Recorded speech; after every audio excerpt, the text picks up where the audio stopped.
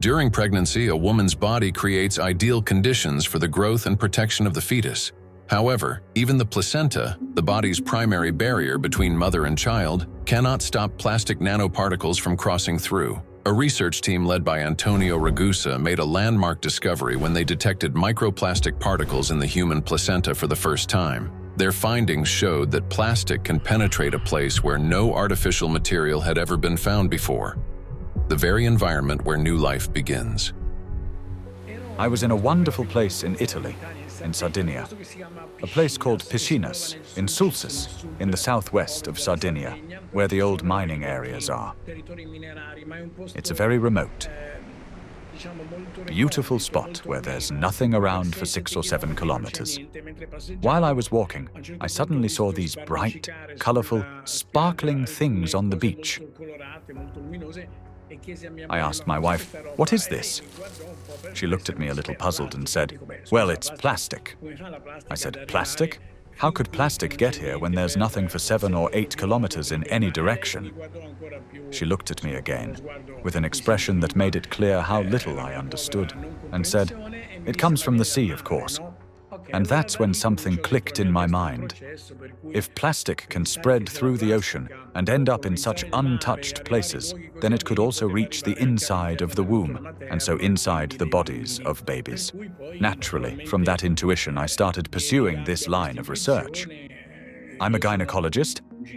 I help deliver babies. So I knew about plastics as much as everyone else, until a certain point. But I began reading and studying, and I reached out to some scientists who worked with microscopes.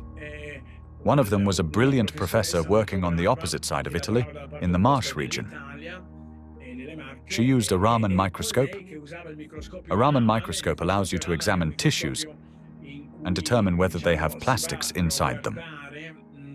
Now we call it plastics, for simplicity. But of course, the term plastics covers a wide range of materials. There are dozens and dozens of different plastics. Let's say they are tiny pieces, polymers, that is, infinitely repeated tiny pieces of certain materials that we use every day, throughout the day. So we sent placentas to this professor, and she did an excellent job. She was able to locate and identify plastics inside placentas for the first time. The article we published in 2021 caused a bit of a scandal because the idea of plastics inside the placenta, inside our babies, was shocking to people. Because the plastic we find in the oceans is the same plastic we ultimately find in children. Plastic triggers inflammation and disrupts blood flow in the placenta. This means the fetus receives less oxygen and fewer nutrients, increasing the risk of intrauterine growth restriction, hypoxia, and preterm birth. The more plastic there is in the placenta, the more likely it is that babies, unfortunately, are born prematurely. And these babies also tend to be smaller compared to those with lower levels of plastic exposure. We have to recognize that premature birth is the main problem facing humans today. In Italy, it's about 7%. In the United States, where the healthcare system is clearly less effective than Italy's, 12% of babies are born prematurely. So, in this sense, an increase in this number would mean an even greater burden for humanity, biologically, for families, and for everyone involved, and of course, economically, for those who care about costs. We know that these particles can be taken up by these particles going through the placenta and then being found in the embryo, and therefore indicating that already in very early life we have an exposure also to the embryo. The electrostatic charge carried by nanoplastics is especially dangerous in embryonic tissues, where even minor disruptions can lead to developmental abnormalities. In other words, nanoplastics begin harming the child's body even at the very earliest stages of its formation. Over the past 2 decades, physicians have documented an alarming increase in congenital birth defects. For instance, Chinese researchers have found that in China, the rate of such defects has nearly tripled. Similar trends have been observed in other countries. One of the fastest-growing congenital abnormalities in newborns is gastroschisis, a defect of the anterior abdominal wall in which loops of the intestine and sometimes other organs protrude through an opening in the abdominal cavity. The prevalence of this defect has increased over the past 3 decades. For instance, in the United States between 1995 and 2012, the percentage increase in gastroschisis ranged from 68% to 263%. An increasing number of children are also being born with hypospadias, a condition in which the urethral opening in boys is located in an abnormal position. In the United States, the incidence of hypospadias has risen by approximately 17% over the past 20 years. A recent growing number of cases involving congenital heart defects, Down syndrome, and other developmental anomalies have also been reported. After birth, children continue to be exposed to micro and nanoplastic particles. Plastic baby bottles, food packaging, and toys are all sources of contamination. When a baby bottle containing warm water is shaken, up to 16 million microplastic particles per liter can be released. Hot water and sterilization further accelerate this process. As a result, infants are exposed daily to millions of microplastic particles and trillions of nanoplastics. Scientists have even detected microplastic in human breast milk. Research has shown that nearly 40% of breast milk samples, one of the most essential sources of infant nutrition, already contain hazardous plastic microparticles. Due to their higher metabolic rate and breathing frequency, children take in more air, water, and food per unit of body weight than adults. Consequently, at the same level of environmental contamination, their bodies absorb higher doses of microplastic. Moreover, the protective barriers in a child's body are not yet fully developed. This means plastic particles can penetrate tissues more easily and accumulate at higher concentrations. For example, in children under 2 years of age, the ethmoid bone is not yet fully formed, and its openings are wider, allowing plastic particles to pass more easily through the olfactory nerves directly into the brain. Plastic is an infiltrator, and it's mainly children who are affected by it. In our scientific article that drew a lot of attention and was widely cited, we called them cyborg babies, meaning babies who are made of organic material, but also inorganic material like plastic. These babies are smaller. They generally have smaller brains, and very few end up with lower levels of plastic in their bodies. They're not completely free of it, since plastic is everywhere, but with lower levels of plastic. Because of the electrostatic charge of micro and nanoplastic particles, as well as the presence of bisphenols and phthalates, the endocrine and reproductive systems of children are particularly vulnerable.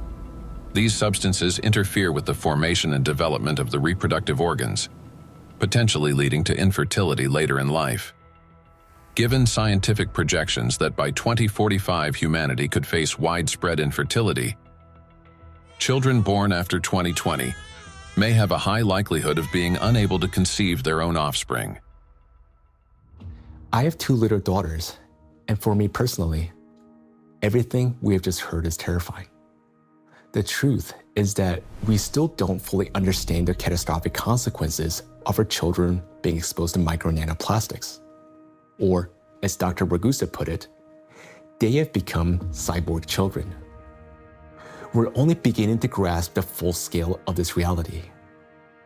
And it is truly heartbreaking to look at small children and realize that they may never be able to have children of their own. Not to mention that their lives are already at risk today. The immune system is also at risk.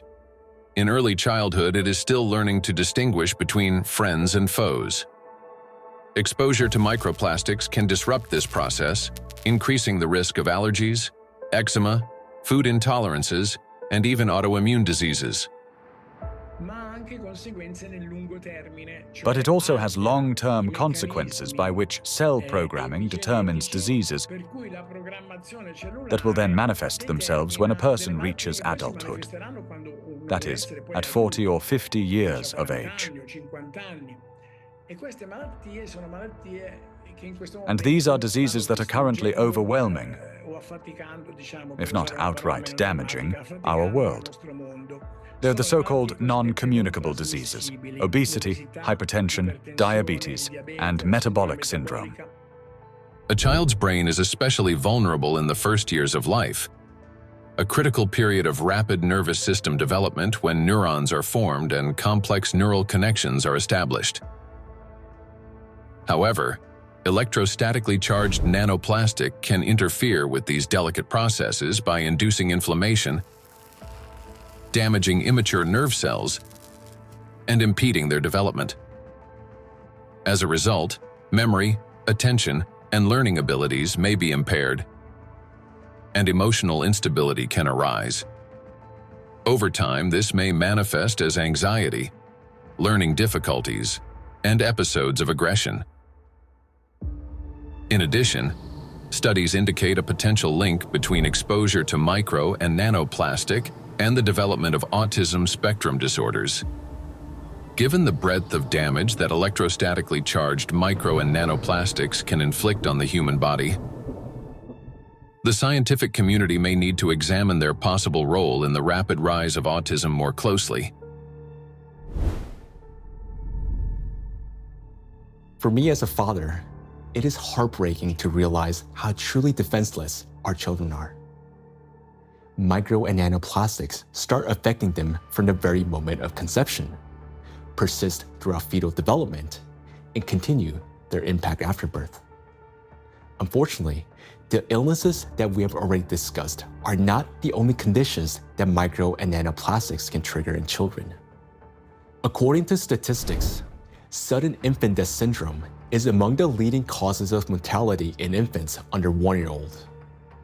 This is when a seemingly healthy baby dies unexpectedly, and the cause remains unknown even after all examinations. The number of such tragedies is rising rapidly. In the United States, for example, the number of sudden infant deaths has increased by 12% between 2020 and 2022. It is unbearably tragic when there's no way to protect a child.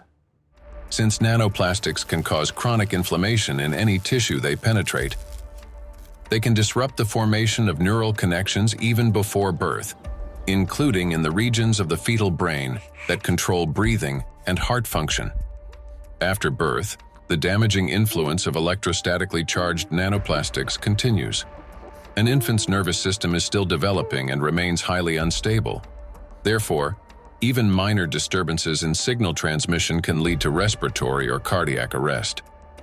These very functions are often impaired in infants who die from sudden infant death syndrome. Moreover, when micro and nanoplastics damage mitochondria, the affected cells begin producing less energy. To compensate for this deficit, they increase the number of copies of mitochondrial DNA and expand their population of mitochondria.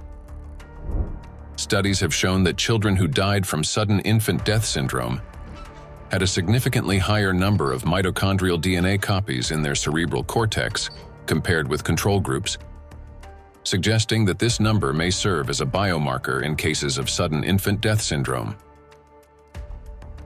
Thus, exposure to micro and nanoplastics may be a key factor in the development of sudden infant death syndrome, as well as in a range of pathologies that contribute to premature infant mortality. We're unable to protect ourselves, and worst of all, our children from the effects of micro and nanoplastics.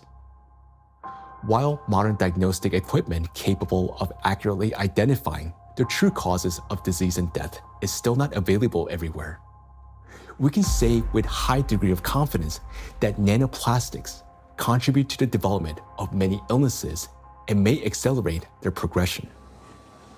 In those rare cases where detailed postmortem examinations were conducted, researchers have found significant amounts of micro-nanoplastic particles precisely in the affected organs and tissues. For example, in brain tissues, atherosclerotic plaques, malignant tumors, and other pathological formations. But despite millions of deaths every year, Such investigations into the presence of these plastic particles are carried out only in isolated cases. There are two main reasons for this. First, many laboratories simply lack the equipment required to reliably detect micro and nanoplastics. Second, doctors and researchers, they rarely consider the possibility that these particles could potentially influence the development or outcome of the disease. Consequently, medical reports continue to list familiar diagnoses, although behind them may lie an overlooked factor: the impact of micro and nanoplastics on the human body. I understand that hearing this part of our investigation may have been very difficult. It was for me as well, believe me. But the impact of micro nanoplastics on all of us is not something we can continue to ignore. This is a crisis already underway, one that remained unnoticed for so long because the threat has been working silently within. Every day, and I'm not talking about every year or every month, but every single day, the amount of micro and nanoplastics around us continues to increase. Large plastic waste constantly breaks down into smaller particles, and these particles eventually enter our bodies through the food we eat, the water we drink, and the air we breathe. This means that with every meal, every sip of water, and every breath, huge quantities of nanoplastics enter our bodies and begin their destructive work. Their harmful effects on our cells grow in direct proportion to their concentration. And this is a scientific fact. What's even more alarming is that today, there is already so much micro nanoplastics accumulated in the ocean that it will be enough to destroy the entire biosphere, including humans, at least 3 times over. When we hear about threats of such magnitude, our instinct is to run away from them. And I understand that. It may feel like the only logical response is to eliminate plastic from our lives completely, or better yet, to take our family and move to some pristine corner of our planet. But would that really solve the problem? In fact, where could we possibly go to escape micro and nanoplastics?